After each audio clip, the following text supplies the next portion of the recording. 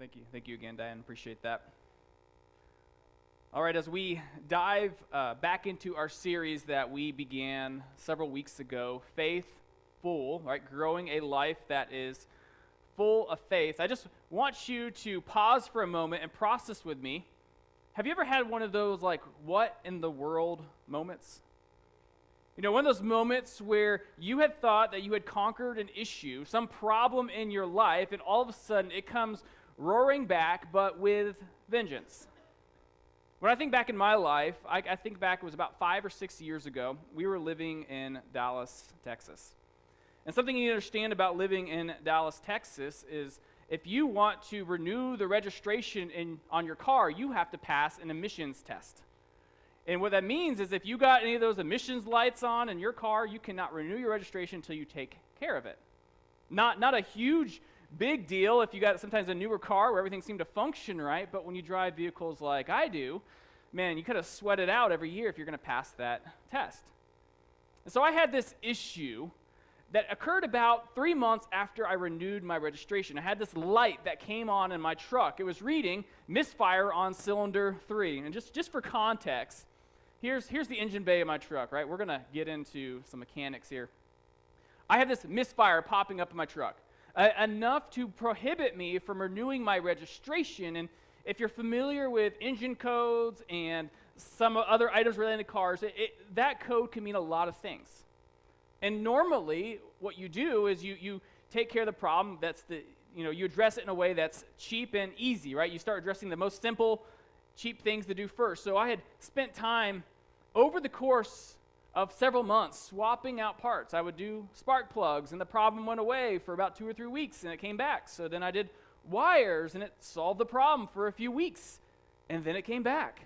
And so I did the coil pack, and it solved the problem for a few weeks, and it came back. And now I'm beginning to get to the point where I actually have to renew the registration on this truck soon, and I still cannot get this code to go away.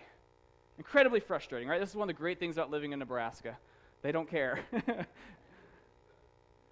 And so I decided, you know what, I need to renew this thing. I narrowed it down to it's probably one of two things. If I got a misfire and I solved every other problem, it's probably a fuel injector. And so I remember spending a weekend in Dallas, out in a back parking lot in August, incredibly hot, taking apart the top part of my engine to get to my fuel injectors. So I removed the manifold, and along the line there you see those kind of metal lines. That's your fuel lines, more or less, that go into your engine. And I removed that pesky misfire, like that third cylinder fuel injector, and you can see it right there. I removed it, and I noticed this thing's pretty nasty. This thing's pretty gunked up. Surely this was my problem. And there was a little bit of happiness at that point because I'm like, I solved the problem. That doesn't look good. Surely this is what was throwing that engine code. And so I said, you know what, I don't want to be in this again anytime soon. I'm going to go ahead and just replace all of the fuel injectors, right? The truck's almost 20 years old at this point in time. It's got a lot of mileage. Those are original. Let's just swap them out. So I take them off the fuel rail. I put new ones on, and bigger problem solved. Except it didn't. I put it all back together. I'm excited. I'm sure I did it right. And I started up, and it starts up all right, but it's running worse than before. For real, have you guys ever had a moment like that in your life where you thought you solved a problem, and all of a sudden, it's worse? It's one of those what in the world moments. And I tell you what, it was so frustrating. I was so tired of that stage. I've been dealing with this for months, and I needed this truck to clean pools, right? This is how I was making a living. This is how I was feeding my family. This is how I was paying rent. This is how I was paying for tuition, and my truck isn't working. And so for about 2 or 3 weeks, this was my pool setup. That was Paige's car. I shoved all of my stuff in her car, and I drove around in some of the nicest neighborhoods, and that's how I cleaned pools for a season as I'm trying to figure out what in the world is going on with my truck. Right? I was exhausted. I needed my truck back, yet I still could not continue cleaning pools like this, right? Not only is it not efficient and really weird and awkward, but I remember I had to keep the windows down, one, because it didn't have air conditioning, but two, because those chemicals, right? You'd step in there on a hot day and you'd start seeing stuff. I was like, man, I cannot keep living like this. Why am I still having this issue with my truck, right? I thought I solved the problem. And what I'm describing there is an emotional frustration that I think some of us have walked in the door with today. Now, maybe you have a frustration with something mechanically like that, but what I'm getting at is your spiritual life. You see, for the past several weeks, we've talked about growing our faith, right? Building a life, right? Growing a life that is full of faith. Yet many of us have struggled to grow spiritually as well, and quite frankly, it just frustrates us. We're not making progress. And every time we think we solve the problem, it rears its head a couple weeks or maybe a few months later, right? Just like my truck and that pesky engine light. In the situation in which you're in now, it's working, but man, this is not sustainable. Just like cleaning pools of a 1992 Honda Accord. It works, but it doesn't work well. It's not sustainable. And so maybe you walk in today and you're like, I am struggling to grow spiritually. I keep stepping back into these same sin patterns. Maybe it's substance abuse, right? You think you conquered it and all of a sudden you run back to it. Maybe it's these emotions that drive you, anger, pride. And you think you've dealt with them, you think you've dealt with them in your heart, and all of a sudden they come back at the worst times. Maybe it's the issue of gossiping, pornography. You think you dealt with the issue, and it comes back. Why is that still an issue? Why are we still struggling with these same things that continually have haunted us week after week, year after year? Why are we not making progress spiritually? Well, that's the question that I want us to wrestle with this morning. What can we do when it feels like our spiritual lives are waning? When we're not making progress spiritually? And so if you would, grab your Bible and turn to Genesis chapter 20. We're going to be in Genesis 20 to 21 today. And on the back of your bulletin, there's a place to take some notes, a place to fill in some blanks, and I even created some space in there if you want to put some additional information in. But as we step back into Abraham's story, if you've missed the first several weeks, or if you're not even familiar with the individual, just a quick summary of this man's life. We were introduced to him at the end of Genesis chapter 11, and he is called out by God. God calls this man from his home country and says, hey, Abraham, at this point his name was Abram, but Abraham, I have something important for you. Abraham, I am going to make you a great nation. You're going to have many offspring. In this nation that I'm going to give you, you're going to have a land. And on top of that, you are going to be a blessing to all of humanity, you and your people which come from you. And so he calls this man out, and Abraham begins this faith journey. And God uses this journey to shape him and to prepare him for what's coming next. And quite frankly, that's kind of the story of our lives, where he takes us on a journey where we are challenged, and we have to take these steps of faith if we're going to grow. And this is Abraham's story. And so last week, we touched on a part of his story relating to Sodom and Gomorrah, where God invited Abraham in to what he was going to do in Sodom and Gomorrah and gave him an opportunity to intercede for some individuals. If you remember the negotiations that took place, they came down to, if there was 10 righteous people in Sodom, God would spare the city. And as you're aware, there were not 10 righteous people, and so Sodom and Gomorrah were destroyed. But because of his connection, Lot, Abraham's son, was spared. So this is kind of what has taken place up until the point we get to our text this morning. Abraham is growing. His faith is growing. He's learning to trust God even more. You will understand that as you read through his narrative thus far in the text, but you get to chapter 20 and he hits a what in the world moment. I thought we dealt with this, Abraham. I thought you were stronger in your faith. What is going on in your life? And I want you to understand, as a Hebrew reader reading Genesis up until this point in time, what we're about to read would disturb them. And it's meant to disturb us as well, because we thought Abraham had grown. Why is he reverting back to the same sin patterns and habits that he had earlier in his spiritual journey? So let's pick up in Genesis chapter 20, and I want to read the first 2 verses of Genesis chapter 20. And if you've been following us for the past few weeks, you might experience a little bit of deja vu here. Chapter 20, verse 1 through 2 of Genesis. From there, this is after the events of Sodom and Gomorrah, from there Abraham journeyed toward the territory of the Negev, this is the southern region of Israel, and lived between Kadesh and Shur. And he journeyed to Gerar. And Abraham said of Sarah, his wife, get this, she is my sister. Didn't we hear that already? Back when he went to Egypt? And the narrative continues. And Abimelech, king of Gerar, sent and took Sarah. So here we have Abraham stepping back into those same sin patterns, those same habits he has of trying to lie and to deceive in order to save his own behind. He lies to Abimelech, the leader in the land, the king of the land, about Sarah being his sister. And so what was normal at the time, he took Sarah and included him into his harem, which this is kind of a little between the lines. Sarah's pretty old at this point. Apparently she's still got some level of physical attraction. But Abimelech takes Sarah.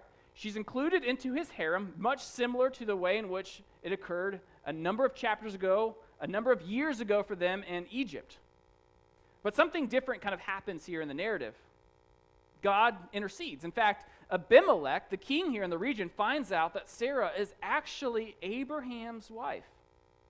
And he confronts Abraham about this. Look at chapter 20 and verse 9. Then Abimelech, right, this is after he finds out Sarah is actually Abraham's wife. Then Abimelech called Abraham and said to him, what have you done to us? And how have I sinned against you that you have brought on me and my kingdom a great sin? You have done to me things that ought not to be done. Abimelech finds out Sarah is actually Abraham's wife. And what you would think would be a pagan, God dishonoring king confronts the man who should know better. He confronts Abraham about this. And what I love about the narrative is the author does not hold back. He lets us know why Abraham does the things he's doing. In fact, Abraham does this out of fear. He says as much in verse 10 through 13. Look at those with me. After Abimelech confronts him, this is what Abraham says. Go down to verse 11. And Abraham said, I did it because I thought there is no fear of God at all in this place, which is such an ironic statement. A man who's supposed to be fearing God is confronted by a man who clearly fears God.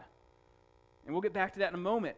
He says, and that they will kill me because of my wife, because she is indeed my sister, the daughter of my father, though not the daughter of my mother, and she became my wife.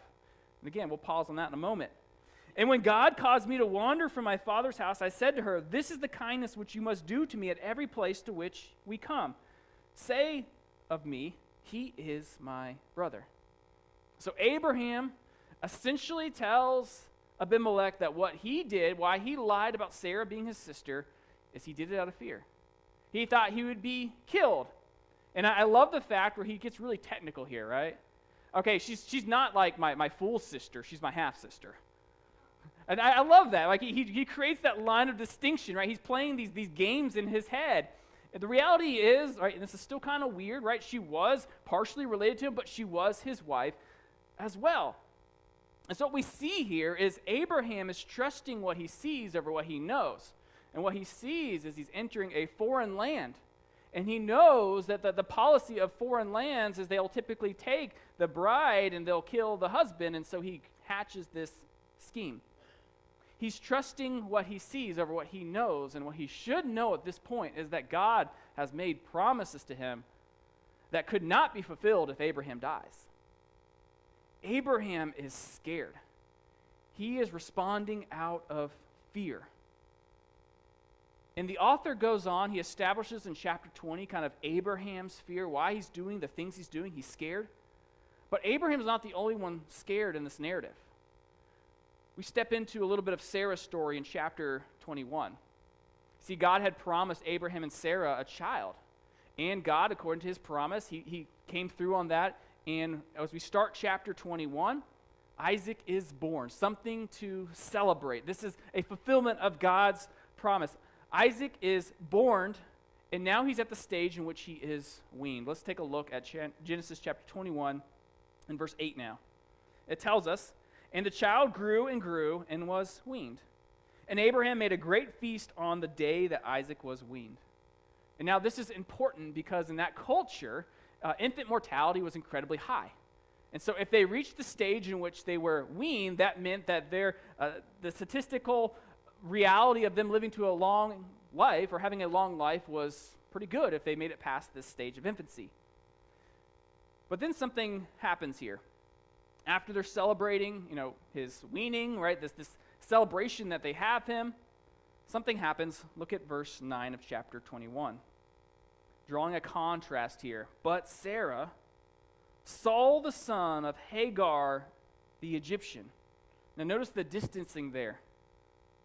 "When she had born to him," I'm going to start again. "But Sarah saw the son of Hagar the Egyptian, whom she had born to Abraham, laughing." Again, so notice the distancing. Hagar the Egyptian, whom she had born to Abraham, a son, right? We don't mention his name, Ishmael. There's a distancing that's going on, but during this time, Ishmael is laughing. Now, a lot of people debate, right, what's happening here, right? They're celebrating Isaac's weaning, and here we have a scene kind of moving, and now Ishmael is over there laughing. What is going on? Is Ishmael being mean to Isaac? Right, the big brother picking on his little brother? Maybe, we don't know. Is Ishmael maybe making fun of Isaac for having these old parents? Maybe. But what we see as you continue to read the narrative is Sarah clearly is upset about this. Maybe she's even being overly sensitive. The point is, the author wants us to see, is Sarah ultimately feels threatened by Ishmael. And she's threatened because she fears that Ishmael is going to get the promise that Isaac should get. Look at verse 10. Look at the transition here. We see, right, Sarah notices that Ishmael is laughing. Verse 10, "So she said to Abraham, 'Cast out this slave woman with her son.'" Again, notice the distancing. We're not using names. It's a slave woman and her son. "For the son of this slave woman shall not be heir with my son Isaac." Sarah feels threatened. She's scared. She's doing things out of fear. And I want you to understand, this casting out of Ishmael, this had legal implications. What it meant was the slave is free, but it also meant that the child can no longer partake in the inheritance that they would get as an heir. Genesis 20 and 21, we see Abraham and Sarah scared. And the author wants us to see this as well. Now, back when we were living in Dallas, I won't mention what child because they are here. We had 2 children. And I remember one evening, as was pretty common for us, I was up late working on some school. The tiny apartment we were living in was quiet. The boys were in bed. And all of a sudden, out of the quietness of the space, we hear screaming, right? Yelling, hollering, "Mom, Dad, come in." And you would think that somebody was like breaking in the window trying to pull a child out of the room, but that could not have been possible. We lived on the 5th floor. And so we walk in there, and this child is upset. And they're pointing toward the corner, and they said, "There's something over there." And so we turned the lights on, and what he saw was a shadow of his stuffed fox. He was scared. He just sees the shadow in the corner, right? He woke up, he sees it, and he's scared. And so what we proceeded to do was to comfort him, to let him know that, hey, that shadow that he saw was actually his stuffed fox. And we even gave this fox at that time a name. This fox is now named Clooney. I'm not sure if you've ever watched the movie Fantastic Mr. Fox. Well, the Fantastic Mr. Fox is voiced by George Clooney. And so this fox now has a name, and his name is Clooney. And so kind of fast forward that evening, right? We turn the lights back out. We're finally comforted and calmed down. Now, when he was going to bed at that season, he was no longer scared, right? The fox is still where he was, but now he has a name to attach to that fear, right? Once we identified the source of the fear and we gave it a name, it was a whole lot easier to overcome. Now, what can we do when it feels like our spiritual lives are waning? I think the author is driving us to understand this fundamental point. If we want to grow in our spiritual lives, if we want to grow a life that is full of faith, and we find ourselves continually slipping back into old habits, old sin patterns, the first thing we need to do is to identify our fears. Identify our fears. Now, Abraham and Sarah at this point in the narrative have not been able to do that. They've named them, but they have not acted upon it. In fact, Abraham tells us that, hey, fear motivated him to lie about Sarah. Look back at Genesis chapter 20 and verse 11. Right, when Abimelech confronts him, he says, I did it because I thought there is no fear of God at all in this place. And they will kill me because of my wife. And again, the language that is used there is intentional. He said, I think there is no fear of God, but the reality is Abraham is acting out of fear. But it's not out of fear of God, it's out of fear for his own well-being. Even for Sarah, the fear that drove her was the fear of an unkept promise. God had already promised that the heir which came from her and for Abraham was going to receive that promise. But she is acting out of fear, fearful that Ishmael will get the promise rather than Isaac. Look at chapter 21 in verse 10. We see that once again. That's why she tells Abraham, cast out this slave woman with her son, for the son of the slave woman shall not be heir with my son Isaac. I don't think it was whatever episode was going on between Ishmael and Isaac at that time. I think it reminded her of this fear she had that maybe because Ishmael was the firstborn of Abraham, Ishmael would get the promise, not Isaac. Fear is driving and motivating Abraham and Sarah to do some pretty wild things. Their fears caused them to not trust God. And that same thing can be true about us. Sometimes our fears are greater than our God. Maybe for you today, you're afraid of being alone. And so you have surrounded yourself with people who, quite frankly, are toxic. People who lead you away from God. Maybe today you're afraid of failure. And so when God calls you to move, that fear drives you to stand still. If your fears are greater than your God, you're going to follow your fears over your God. Maybe today, right, you come here and you're afraid of being hurt. You've been hurt by someone in the past, and we come to church and we ask you to open up and to share what God's doing in your life. You're afraid to open up because you don't want to be hurt again. Or maybe God has been challenging you to talk to that coworker or that family member, share the gospel with them, but you're afraid of looking dumb. And so you don't open your mouth. You don't share your faith. And when your fears are greater than your God, you will lean toward those fears every single time. You see that happen in Abraham and Sarah's life, and that happens in our life as well. Now, built into the narrative here in Genesis chapter 20 and 21 is what is known as a foil, a personality, a character that's meant to highlight what you should be doing, or at least kind of to contrast the other characters in the story. And surprisingly, the characters that we are not supposed to emulate is Abraham and Sarah, but the character that we are supposed to be a little impressed with is Abimelech, right? This pagan king living in the land. Because rather than Abraham and Sarah, it is Abimelech who actually models a proper fear of God. In fact, look back at chapter 20 and verse 3. Soon after, Abimelech takes Sarah and has her in his harem, right? I'm not saying that's okay. That was what occurred at that day and age. He is confronted by God. Look at verse 3 of chapter 20. But God came to Abimelech in a dream by night and said to him, behold, imagine God speaking this to you. Behold, you are a dead man. But he didn't leave him hanging. Because of the woman whom you have taken, for she is a man's wife. Abimelech gets news that the woman that is there is another man's wife. And so he proceeds to model what a proper fear of the Lord actually looks like. And this could be a whole other conversation or even series of what a fear of the Lord means, but it has multiple implications. It means a sense of fear in a general sense, to be fearful of a deity that can create the world, that is all-powerful. But the fear of the Lord also means a sense of reverence and awe of who he is and what he's done, and also a sense of respect. And so Abimelech understands who God is, what he's capable of, and so he gives him the reverence and respect he deserves, and he actually models a proper fear of the Lord. In fact, check out this conversation that kind of goes on between Abimelech and God. Look at Genesis chapter 20 and verse 4. Now Abimelech had not approached her. And this is an important note for us as an audience. The child that is in Sarah's womb is not Abimelech's. This is Abraham's.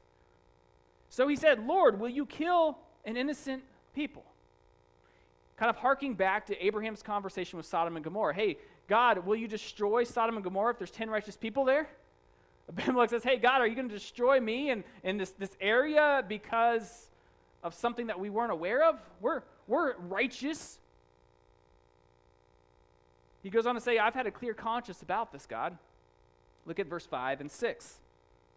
Did he not say to me, right, recounting what Abraham told Abimelech, did he not say to me, she is my sister? And she herself said, he is my brother. In the integrity of my heart and the innocence of my hands, I have done this. Then God said to him in the dream, yes, I know that you have done this in the integrity of your heart. And it was I who kept you from sinning against me. Therefore, I did not let you touch her. Again, Abimelech says, I got a clear conscience about this. This is important because this is before the law was written. And so at this time, conscience, right? God wrote the law in the hearts of men. And Abimelech, even at that point in time, knew that adultery was wrong. This was not okay. And so he says, I did this with a clear conscience. I didn't think she was another man's wife. Again, modeling a fear of the Lord. And what's incredibly neat in this narrative is the author gives us a time frame of how quickly he responds. In fact, look at verse 7 and 8. They continue to have this interaction. So God tells Abimelech, now then, return the man's wife, for he is a prophet, so that he will pray for you, and you shall live. But if you do not return her, know that you shall surely die, and all who are yours. Verse 8 tells us, so Abimelech rose early in the morning, right? It was almost as if he was staying up all night, waiting until he knew everyone would be up so they could finally act on what God had told him. So Abimelech rose early in the morning and called all his servants and told them all these things. And the men were very much afraid. Abimelech has a quick response when God tells him what to do. He models a proper fear of the Lord, and this interaction kind of continues as he engages with Abraham and lets Abraham know, hey, adultery is not okay. It's wild that here you have what it would or you would expect to be a pagan king lecturing what should be a God-fearing man. And so he returns Sarah as God commanded him, and he blesses Abraham, right? He gives him essentially gifts and offerings. Look at verse 14 and 16 of chapter 20. Then Abimelech took sheep and oxen and male servants and female servants and gave them to Abraham and returned Sarah his wife to him. And Abimelech said, behold, my land is before you. Dwell where it pleases you. To Sarah he said, behold, I have given your brother, which I love, he just goes ahead and plays. All right, if you're going to call him your brother, go ahead. We'll go that route. I have given your brother 1,000 pieces of silver. It is a sign of your innocence in the eyes of all who are with you, and before everyone you are vindicated. And again, very important for the audience to let them know no relations occurred between Sarah and Abimelech or anyone else. The child that is in her womb is Abraham's. But again, the author is doing something with what is written here. He's creating a picture, a model, a comparison for us. We see Abraham and Sarah acting out of fear, whereas Abimelech acts out of fear, but it's a fear of the Lord. It goes on at the end of chapter 21. We have this scene where Abimelech and Abraham have an agreement of sorts. Look at Genesis chapter 21, verse 22 and 24. At that time, Abimelech and Phicol, the commander of his army, said to Abraham, God is with you in all that you do. Now therefore swear to me by God that you will not deal falsely with me or with my descendants or with my posterity. But as I have dealt kindly with you, so will you deal with me and with the land where you have sojourned. And Abraham said, I swear.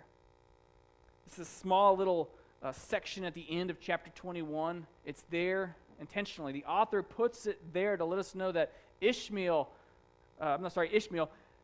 Abimelech fears the Lord. And so he looks to make a covenant with Abraham, recognizing that Abraham is a man whom God has made promises with. And so he pretty much says, hey, promise me that we'll get along, right? You will be a blessing to my people, and I'll be a blessing to your people. It suggests that he believes Abraham and his family is going to be in the land for a while. So he tries to set up this agreement, and Abraham agrees to it. Again, modeling a proper fear of the Lord. I got one more small scene I want to take you to kind of show you, again, kind of this picture of a foil, a comparison to Abraham and Sarah. Even though Sarah didn't like Ishmael around, even though they expelled Ishmael, he didn't leave without being blessed. Chapter 21 and verse 13, God tells Abraham this: I will make a nation of the son of the slave woman also, because he is your offspring. When Ishmael is sent out, naturally Abraham is concerned about his son, the well-being of his son, and God provides him a promise. Hey, your son, he is going to be okay. I am going to bless him. I am going to take care of him. And so if you were to read kind of the rest of chapter 21, you see this scene where Hagar and Ishmael go out and they're given some provisions and they're wandering through the wilderness and they begin to run out of provisions, and essentially they are sitting there ready to die. But then God intercedes and he uses language that has already come up, this language of fear. Genesis 21, verse 17 through 19. Genesis 21, 17 through 19. God heard the voice of the boy, and the angel of God called to Hagar from heaven and said to her, What troubles you, Hagar? Fear not, for God has heard the voice of the boy where he is. Up, lift up the boy and hold him fast with your hand, for I will make him into a great nation. Then God opened her eyes, and she saw a well of water, and she went and filled the skin of water and gave the boy a drink. Again, the language of fear. Abraham and Sarah, they are fearful. Ishmael, I keep saying Ishmael, Abimelech has a fear, but a fear of God. And here even Ishmael and Hagar are taken care of ultimately because they are connected with Abraham. All right, so we see Abraham and Sarah, we see Abimelech. What do we do when it feels like our spiritual lives are waning? Well, first we need to identify our fears. What is actually driving us to do the things that we're doing? But we also need to practice our faith. Right? Practice your faith. As we walk through Genesis 20 and 21, what you see is Abimelech acts. He hears what God says and he acts accordingly. He acts quickly. And even in the midst of Abraham's fear, there are small steps of faith that he makes as well. Look at Genesis chapter 21, verse 11 to 13. Sarah tells Abraham, hey, get rid of Ishmael. And this is what we see here on Genesis 11. I should say verse 11. And the thing was very displeasing to Abraham on account of his son. Again, this is his son. He doesn't want to send him out. This hurts his soul, which should be a little bit of a foreshadowing of what is to come when he asked him to do something else with his other son. Verse 12, and God said to Abraham, do not be displeased because of the boy and because of your slave woman. Whatever Sarah says to you, do as she tells you, for through Isaac shall your offspring be named. And I will make a nation of the son of the slave woman also, because he is your offspring. Abraham knows at this point, hey, Ishmael, again, he's going to be safe, so he can trust what God is saying. He can practice his faith. And for us, again, if we're going to grow in our faith, we need to identify those fears. Why are we doing the things we're doing? And we need to reorient our hearts and our minds. We need to actually practice our faith. Because quite honestly, sometimes we don't do a very good job of that. In Proverbs chapter 9 and verse 10, we read that the fear of the Lord is the beginning of wisdom. And this is important for me as a pastor, because the reality is I want us to study Scripture and to know it well, right? I want us to know our theology. I want us to know the ins and outs of the Bible and the historical backgrounds. But the reality is, as followers of Jesus, our goal is not knowledge.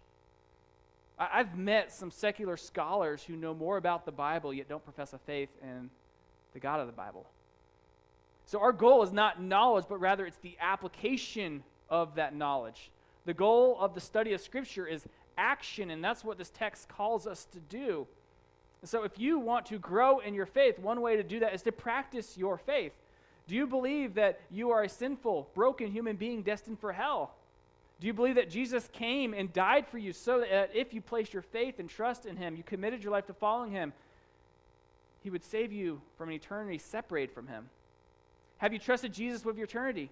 Do you actually believe God will do the things that he says that he will do? Are you willing to do the hard things in life like love your neighbor? Do you believe what God says? See, over the years, I have learned a few things about myself. And this is probably true about most people here. One, I don't do my best thinking when I'm exhausted, right? When I'm tired, I don't think rationally, I don't think logically. Some of you guys are smiling because that's your life as well. I've also learned that when I'm hungry, I can get pretty irritable, right? You're not you when you're hungry. I've also learned that when I'm tired and when I'm stressed, I get upset a whole lot easier, right? I don't process things well when I'm hungry, when I'm tired, when I'm stressed. And so when I'm struggling with these physical issues, I have to be self-aware to know that they impact my emotional judgment. So I sometimes have to ask myself, am I responding because I'm hungry and I'm tired and I'm stressed? Or is this actually the truth? Do I actually respond in this way? I have to factor in why I'm responding to things the way I respond to them. Is this response true, or is it coming from somewhere else? When we look at our section of Scripture today, we see Abraham and Sarah. They failed to factor God into their fears. They didn't realize that what they were doing was they were actually responding out of fear, not out of a fear of the Lord. Whereas Abimelech, his actions are motivated by this fear of the Lord. Abraham and Sarah acted as if everything relied on them, whereas Abimelech acknowledged that his fears would be realized because he understood who God was and what God had said. So for our last point there, what can we do when it feels like our spiritual lives are waning? We can recognize God. Often we fail to acknowledge him at work in our lives. So some helpful principles to help us recognize God is to acknowledge him at work. Acknowledge how he's worked in your life in the past, and acknowledge how he's working in your life in the present. Recognize God. Acknowledge how he's worked in your life. Ask him as well to work in your life. So maybe you're going through a challenging season right now. You're having that what in the world moment. How did I end up here again? You can express your confidence through prayer that God will and can work in your life. Express confidence over fear. And finally, you can commit to this confidence, right? God will be with you. He will lead you through that challenging struggle. He will help you overcome that sin habit that you keep falling into. You can commit to that confidence, right? Allow your actions to follow your faith. So what do we do when it feels like our spiritual lives are waning? Right? We identify our fears, we practice our faith, and we recognize God, right? We recognize who he is and how he's working in our life. And so, in case you were wondering, I did eventually get my truck working. And at the time, I put everything back together. I told you that was running worse, and so I had to park it for a week till I had another weekend to work on it. And what I did was I took the old injectors and I had them refurbished and I put them back in. And as I am kind of going through this process, slowing down more intentionally, I cleaned all these ports up. This is what, on the right, this is what it looked like when I first opened it up. See all that gunk? And while I was there, I just figured, let's clean everything up. And one thing I did was, you see that little, my laser is working on that little port there on the left side? That essentially is a tube that recirculates exhaust gas through your intake. It helps increase the efficiency of the burn. It's good for EPA stuff. It affects your emissions. And so essentially my truck was running a little rich. It was causing a misfire. And the reality was this tiny little line was what caused this heartache and these problems I was experiencing. A tiny little thing caused the problem. Okay, so what does that have to do with our spiritual lives? The issue that you have today that you've walked in with, it might be something small. It might be that small sin habit, but it is impacting your life greatly. It is impacting your ability to grow in your spiritual life. So I'm going to encourage you to be confident in your faith. Identify those fears. Why are you doing the things that you're doing? Are you actually practicing your faith? Are you actually practicing what God has said? Have you recognized him in your life?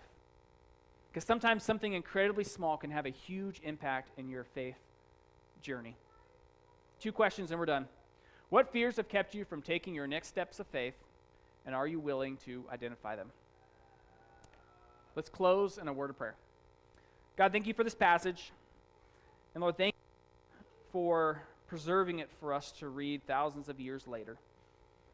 God, many of us, in fact, all of us, we are like Abraham and Sarah. Often we do things out of fear. And this fear is what limits our ability to grow in our walk with you. So God, I pray that this week we can have just a real conversation with you and ourselves about these fears and how they have crippled our ability to grow in our faith. Lord, I pray you convict our hearts, grow us, challenge us, and give us the grace we need as we seek to better follow you. Be with us this week, Lord. I pray that you bring us back next. In your name, amen.